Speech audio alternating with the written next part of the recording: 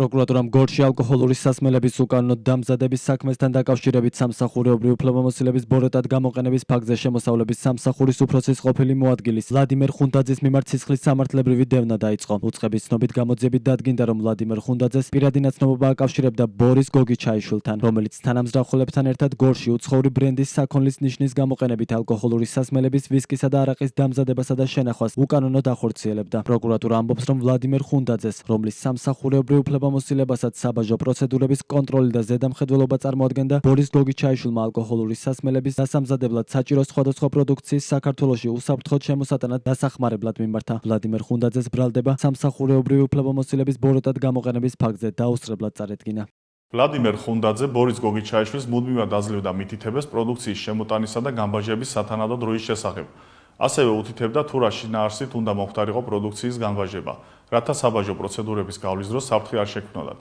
შედეგად 2025 წლის პირველ ნახევარში ბორის გოგიჩაიშვილმა ყოველგვარი დაბრკოლების გარეშე საქართველოში შემოიტანა ალკოჰოლური სასმელების უკანონო დასამზადებლად საჭირო პროდუქცია, სპეციალური შეფუთვის მქონე მინის ბოთლები, ეტიკეტები, საცობები და სხვა. გარდა აღნიშნულისა, ვლადიმერ ხუნდაძისთვის ზუსტად იყო ცნობილი, თუ რა დანაშაულის ჩადენა ხორციელდებოდა ბორის გოგიჩაიშვილისა და მასთან დაკავშირებულ პირთა მიერ. თუმცა მის მიერ არ მოხდარა შესაბამისი სამსახურებრივი რეაგირება და არც სხვა სახელმწიფო ორგანოებისთვის შეტყობინება მძიმე დანაშაულის შესახებ.